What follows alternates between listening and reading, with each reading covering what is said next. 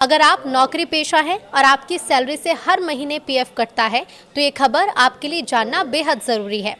जी हाँ, पिछले 10 महीनों में कर्मचारी भविष्य निधि संगठन ने कई बड़े नियम बदले हैं। ये बदलाव सीधे आपके रिटायरमेंट फंड, पेंशन और मिलने वाले लाभों पर असर डालते हैं।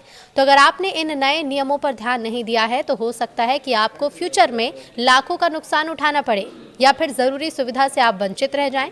तो बिना देरी किए आइए आज हम आपको बताते हैं कि ईपीएफओ ने पिछले 10 महीने में कौन से बड़े बदलाव किए हैं जिन्हें जानना आपके लिए बहुत जरूरी है।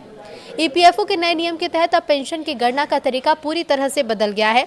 पहले पेंशन आपकी आखिरी सैलरी पर तय होती थी, लेकिन अब ये पिछले 60 महीनों की औसत सैलरी पर आधारित होगी। यानी कि अब आपकी पेंशन आपके पूरे कार्यकाल की इनकम के औसत पर तय होगी, जिससे आपको अधिक और स्थिर लाभ मिलेगा। उदाहरण के लिए, अगर किसी कर्मचारी की अंतिम सैलरी 50,000 रुपये है लेकिन औसत सैलरी 40,000 रुपये रही है, तो अब पेंशन उसी औसत के आधार पर तय होगी। ये नया नियम 1 सितंबर 2014 से प्रभावी है और इसे हाल ही में और पारदर्शी बनाया गया ताकि कर्मचारियों को उनके योगदान के अनुसार न्याय संगत पेंशन मिल सके।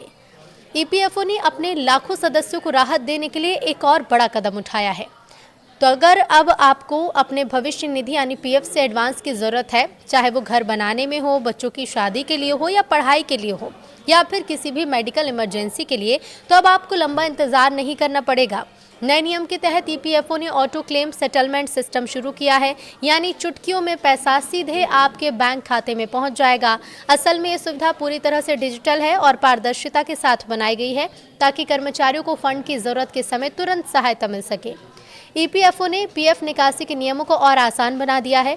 अब सदस्य कुछ खास परिस्थितियों में अपने खाते में जमा योग्य बैलेंस का 100% तक निकाल सकते हैं, जिसमें कर्मचारी और नियोक्ता दोनों का कंट्रीब्यूशन शामिल होगा।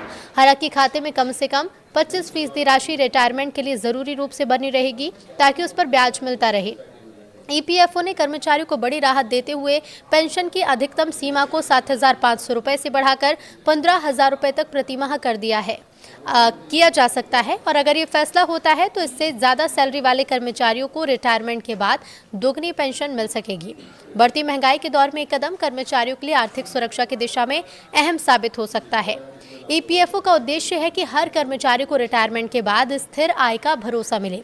अगर अचानक पैसों की जरूरत पड़ जाए तो अब पीएफ से पैसा निकालना पहले से कहीं ज़्यादा आसान हो जाएगा। ईपीएफओ ने अब ऑनलाइन क्लेम प्रक्रिया को इतना आसान बना दिया है कि आप कुछ ही मिनटों में अपने पीएफ अकाउंट से एडवांस राशि एटीएम से निकाल सकते हैं। इसके लिए बस आपका यूएएन एक्टिव, केवाईसी पूरी और बैंक अकाउंट लिंक होना जरूरी है। पीएफ से पैसा जनवरी से निकाल सकेंगे। आमतौर पर आम लोगों के लिए नौकरी बदलने पर सबसे बड़ा सरदर्द होता है पुराने पीएफ अकाउंट को नए में ट्रांसफर करवाना। अब आपको इससे मुक्ति मिल जाएगी क्योंकि ईपीएफओ ने ऑटो ट्रांसफर की सुविधा को और मजबूत कर दिया है। यानी अगर आप किसी भी नई कंपनी को ज्वाइन करेंगे तो आपका यूएएन वहां लिंक होगा। आपका पुराना पीएफ बैलेंस और उसकी डिटेल्स अपने आप आपके नए पीएफ अकाउंट में ट्रांसफर हो जाएगी। इस सुविधा से आपको पूरा ब्याज भी मिलता रहेगा। ईपीएफओ ने सदस्यों के लिए ई नॉमिनेशन को भी जरूरी कर दिया है। तो अब पीएफ खाता धारक को अपने परिवार के सदस्य को नॉमिनी बनाना जरूरी है।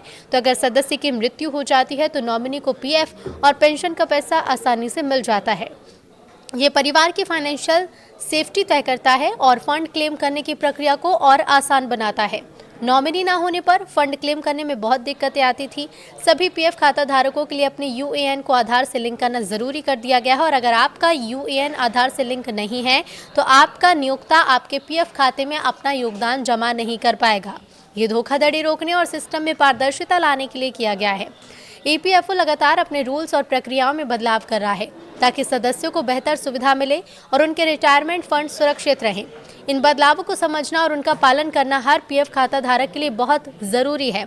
अपनी ई पासबुक की नियमित जांच करें, ई नॉमिनेशन पूरा करें और अपने यूएएन को आधार से लिंक रखें ताकि फ्यूचर में आपको किसी भी परेशानी का सामना न करना पड़े और आप अपने पूरे पीएफ लाभों का फ़ायदा उठा सकें।